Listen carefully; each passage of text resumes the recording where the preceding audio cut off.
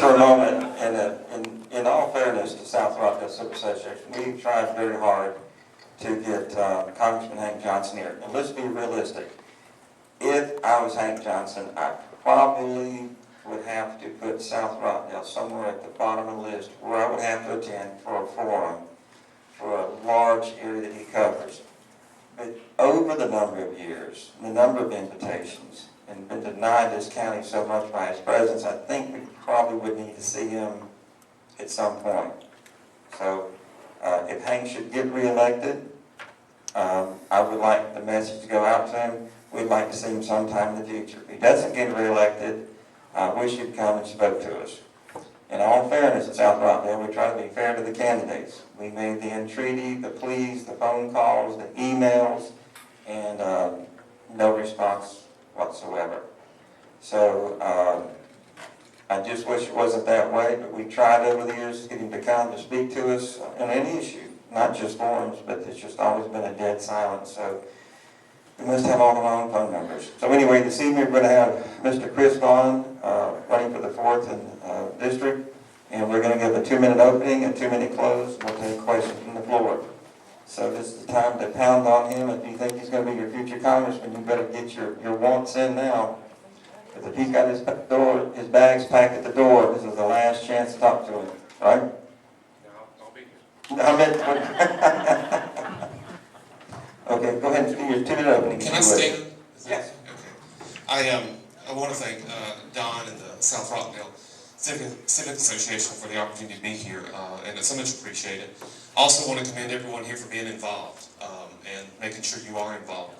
My name is Chris Vaughn. I am running for the 4th District for Congress. I am one of those who have hope against hope and believe that all things are possible to those who believe, because it is let's say it's a slightly leaning district. And so I know that. There was a signing of Hank last night at a Gwinnett forum that I went to, and he was there. That is, for whatever reason, he doesn't seem to have as much attention to the district, I believe, that should be given. I believe you should approach it almost in a pastoral sense, and I pastor a church. The primary job of a congressman or a public servant is never a party. It should not be.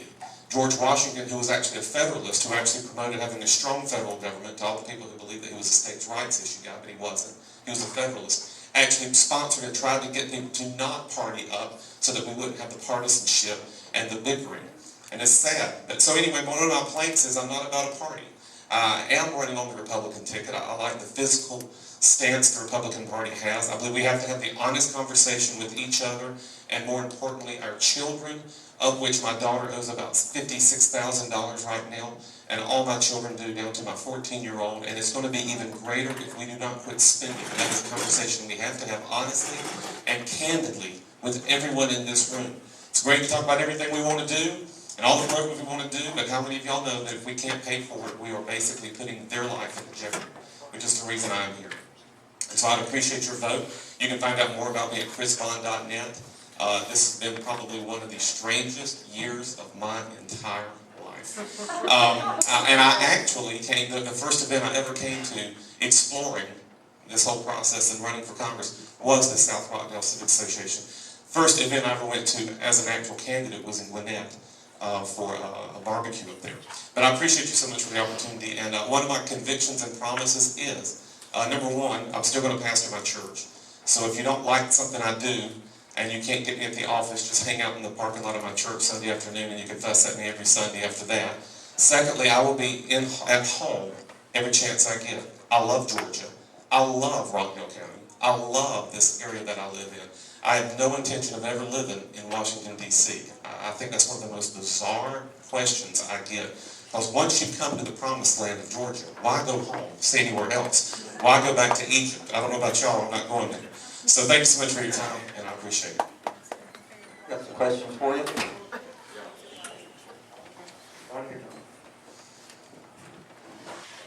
Congressman Johnson was on a hearing. Hold the mic up to your mouth so close to you. Can you hear me? Yes, now. thank you. Congressman Johnson was on a hearing, an armed services hearing, He was concerned if the military base on Guam would move to the end of Guam, that the island would tilt. Is that a concern of yours? And the second part, will you vote against Obamacare? On the first one, I actually had a gentleman in Snellville ask me about that. And his question was whether or not I was afraid Stone Mountain would tip over. And I told him, I said, sir, I said, I promise you, I will secure all the federal funding needed to secure that base. I said, I will do that by going to Home Depot and getting you a $25 gift card. And I said, that's about all we're going to need. On Obamacare, I like to call it the Affordable Care Act. That is actually the technical name. It's funny to me in partisanship how the name can actually all polarize a crowd. If you're in the proper crowd and you say Obamacare, it immediately polarizes a crowd because they think you're trying to take a shot at the president, and I'm not. We have to have some health care reform. There's no question of that. Everybody knows that. I think it's funny that everybody always keeps saying that there's nothing out there. There's just no other plan. What will happen? There's been 2 major bills that have been proposed. That was actually in 07 and 08.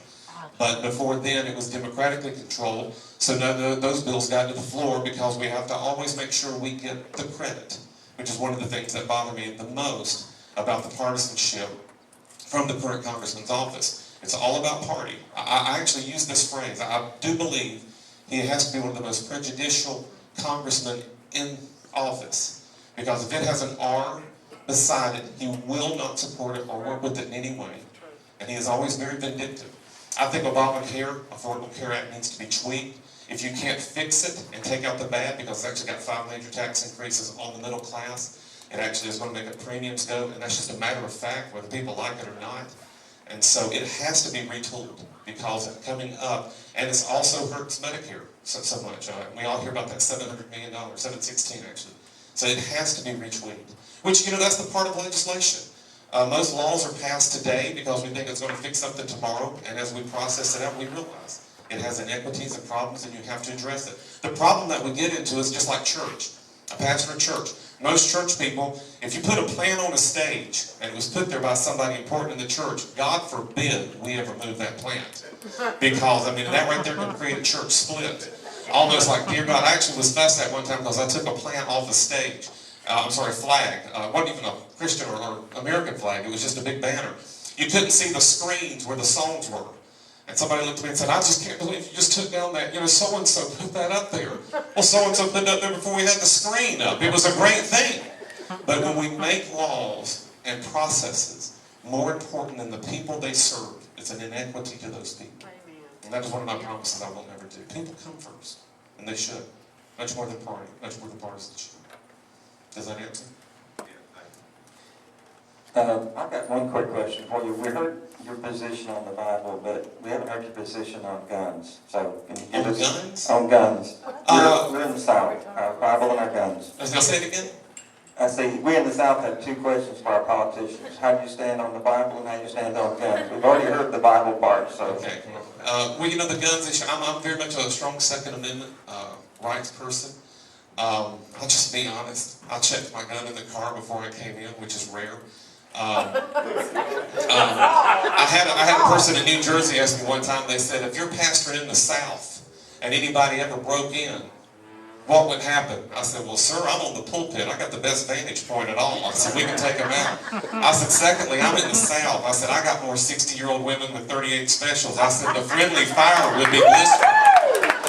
So, I always think it's funny because there's certain targets, and I always try to be honest with this because it comes down to public speaking and preaching skills. You can always strong man a topic and gin up a crowd one way or the other, and you can always talk about things that truly are not that much of an issue. We do have laws, and there's not a person in here who thinks we ought to give a law to a criminal. There's not a person in here who thinks that we should give a law to a child. There's not a person in here who thinks we should give a concealed weapons permit to someone who has had some type of mental issue or some type of problem. So I'm very much strongly in favor of the Second Amendment. We would never vote to ever restrict that right because I believe that goes back to our founding fathers' principles. All right, any questions for the candidate? Sorry if that bothers you. I think this is important, just to get a difference, to show the difference between the mindset. We're in a very we're in the Bible Belt. I'd say even Rockdale, DeKalb, Gwinnett, Newton, very strong Christian ties here. And our congressman voted, when the vote came up to reassure that In God We Trust would stand as our national motto, there was only 9 congressmen out of 435 that voted against it. And our congressman was one of them.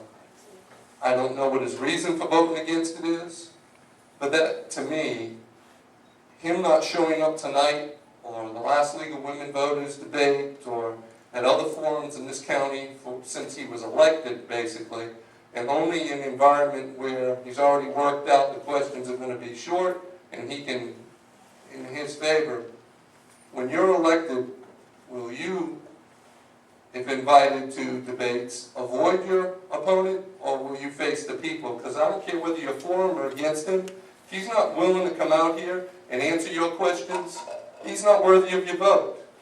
So I want to know if you're going to pull a Hank Johnson on us, or are you going to come back after you're elected and face the people, good or bad?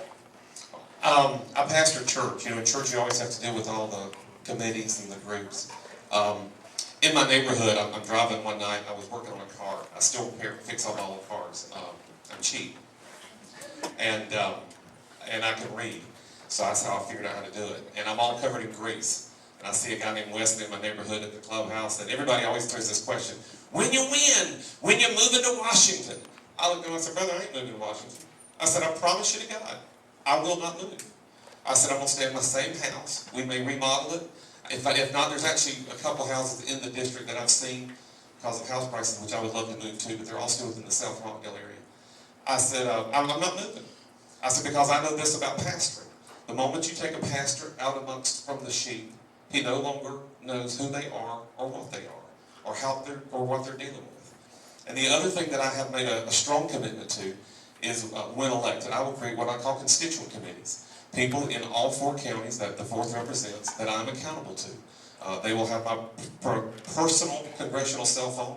They will know how to get in touch with me, and I am accountable to them. The other side to that is, and I actually asked a Republican consultant this. They looked at me and they go, I said, is this legal? I said, could I work with every church in the 4th district, every synagogue, any group of faith that wants to, so that we can know intimately what the needs are in a district? I said, can we do that as far as a federal office?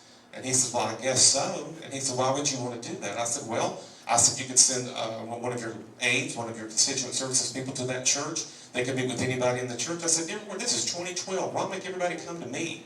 I said, why not go out and be with people? And they looked at me and they said, no. They said, I don't think it's illegal, but we've never heard of anyone doing it. So I promise I will come and speak. I'm a preacher. That's what we do. So there's that side of it. And then the other side to this is, I think it's one of the most humbling comments anybody ever gave me. This was at a Gwinnett event, and there's a guy up there who supports me and came up and he said, Chris, he said, I know. He said, especially if you're on intelligence, you're on the Armed Services Committee. He said, you will be privy to knowledge you will never be able to say publicly. He said, and I have to trust you. And he said, at this point, he says, you don't give me any reason to distrust you. He said, so I will trust you. But I also know this to be true. You only keep trust when you keep the relationship going. And so there's sometimes that honest conversation may be given. I can't speak to that. But you have to make sure you're available. So that's actually one of my greatest promises. Everybody always asks, where am I going to live up there? I have no intention of living up there. I'll sleep on a couch in the office. Because I'm married and I got 3 kids and 2 in college, and that's cheap. So that's very much one of my strongest convictions. Because I do believe this seat has become very out of touch with the needs of the 4th district and very out of touch with the concerns. If you do a religious survey of the 4th district, 90% of the 4th district believes in God. 90% believes in marriage between man and woman. 90% of the 4th district, actually 96%, believes in the basic core family values of life that we hold true. And this seat will always go against that because it's very much a party platform position. So that may lose me the election. But I promise you I'm not going to bend that conviction just to make you happy. My juggle has always been in my life. If I'm going to hell, it ain't going to be for lying. It's going to be for something big. Okay? Because that would be terrible to go to hell because you lied on your 1040s. I'm old enough to remember Wait, when, when my younger son was born, our bill for the hospital was $89.50. And I contracted with the doctor. We paid the bill to the doctor in the hospital. It's been within my lifetime that the federal government became involved in my health care. And I don't like it. I want more than just tweaking. I want the federal government out of business of telling me, because I'm 70 now, whether or not I can get a knee replaced. I want to deal with my doctor. I don't want the federal government involved. When I go to get a prescription filled, I don't want them telling me I can't get it filled because somebody somewhere, and that hadn't happened to me yet, but somebody somewhere has decided, no, I don't think you ought to have that. I want to be able to get precisely what my doctor prescribes. And I do know people that that's happened to, that they have been told by the federal government that they can't get what their doctor wants them to have. I want the federal government out of the healthcare business. Yes. Period. I buy my own car insurance. The federal government doesn't tell me where to go get my car insurance. But if I don't have it, I have to get off the road or Dan Rail come find me or something, you know. But I don't want the federal government involved in healthcare, period. Certainly not taking my money to pay for procedures that they say is legal and I don't want to pay for. So you got my little speech, and I'm not running for any. Well, in saying that, the reason I say retool, retweak Obamacare or the Affordable Care Act, it's going to be hard in one side right now. I am thankful the Supreme Court made the decision they did because they made it a tax issue, so it's a 51 vote in the Senate. But at the moment, we know this, and I think it's so funny to hear this person actually sit and constantly go, well, Congress won't do anything. Congress won't do anything. There's 2 houses in Congress. You always have to remember that. I always love how they say Congress has a bad reputation. There's 2 houses in Congress. There's a House side or the Congressional side. There's the Senate side. They have to agree together. And at the moment, the Senate side has not put forth a budget or agreed to a budget, and they've stalled. So anybody who sits there and tells you, well, Congress is not working, it takes 2 to make a marriage, it takes 2 to have a fight, and it takes 2 to work it out in our system. So anybody who tells you that, they're just preaching to the straw man because they're not being honest. Now, I will always say this on all levels. I actually took heat for this last night from somebody. I believe the federal government should always be small, should always be lean, and it should be as limited as possible. We have to have some oversight in government. We all agree with that. But on all those other things that are far-reaching, it needs to be repealed and taken out. And if you can do that through tweaking, thank God for it. If not, then I have said that we're just going to have to repeal it and start over. Again, there's 2 bills in the House that have been there for 4 on one, 5 on another, that would have done everything that the Affordable Care Act has done and made it available cheaper without federal taxation on the middle class and also removing Medicare. Because I heard this today, actually, the supplemental insurance that most Medicare recipients receive actually is going to have smaller limits and actually be cut out. And so in the course of a year, you may get to a place on your supplemental where it will no longer fulfill or make payments to what you have needs of. So that has to stop because that's just not the role of the federal government. Okay, we got time for one more question, and then let Chris give his closing remarks. Chris, when you are elected to Congress, can you tell us what House committees you will try to get on? Wow. The current holder is on the House Armed Services Committee, which I think is funny because he's on a subcommittee on that one for terrorism. And there's enough in that right there to make you wonder. I do believe, I would love to go to Armed Services because I know in the next year or 2 years, if the sequestration continues and all the cuts that have already been done in August of 2011, that was about 450-something billion in cuts, plus now they want to tack on another 500 billion in cuts, so that right there could gut your military to the point that we're not. I would love that. The other one is, I really love the idea of Homeland Security and making sure, because there's some parts of that I think we're always going to have. The other side too, sometimes I think it gets a little encroaching. I'm very much a civil rights guy. I don't like people messing with me. I don't like people messing with anybody. Sometimes on Fourth Amendment issues. I don't like the idea of drones and some of that in America, and there's talk of that being more used, and that would come in the oversight of Homeland Security. And lastly, which is always the big one, everybody wants to, is appropriations. But being a freshman, that would be a hard one to get. But winning the fourth, I would have great leverage to do that. Because that will be a huge one. So those three. Or intelligence. Which everybody makes the joke that there's none there, but that's another joke anyway. So. Okay, if you give us a 2-minute close, I appreciate it. Thank you. I appreciate your time, appreciate the questions. I promise to give everyone this, my full-throated, hearted commitment to serve people. I'm 46 years old. For almost 30 years now, I have worked in faith churches, faith communities, speaking, preaching, pastoring. I was really thankful. Melville Lee came up to me and invited me to come to a pregnancy resource center. It's a pro-life organization in Henry County. And what's funny is I looked there and I said, I'll already be there. I'm doing the invocation for that night. I believe that you have to be involved. And I want to encourage you to stay involved after November 6th so that you can make sure that I keep my feet to the fire.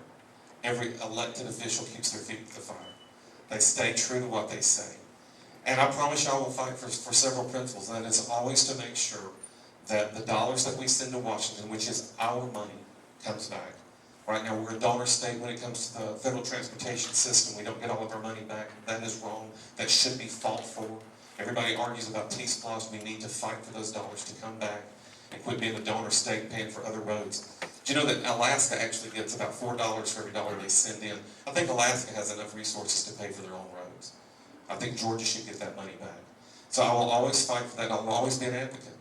As a pastor, I never had the option, this goes down to a convictional level, to choose who I serve. I serve those who come to me. I serve those who walk through the door. And I always will promise to always have that standard of righteousness and conduct to everyone in the 4th District. Because when it's all said and done, it's about people. And we must make certain hard choices. The average American family right now, this is a joke, makes about $26,000 a year. This is not true, but this is in our American family. We spend about $38,000 a year, and we own a $160,000 house. And if we do not stop that in our nation, and that is our federal budget taken into household figures and not trillions, we will destroy the future for the child that was there and my daughter that was there, and that is wrong. I will never be dishonest on that with you, and we have to have that hard conversation. I'd appreciate your vote November 6th. I would love to be the representative that represents this district and does something different and new. And lastly, as a congressman, the 4th needs something different. And I would appreciate your vote for that. Thank you so much. Thank you.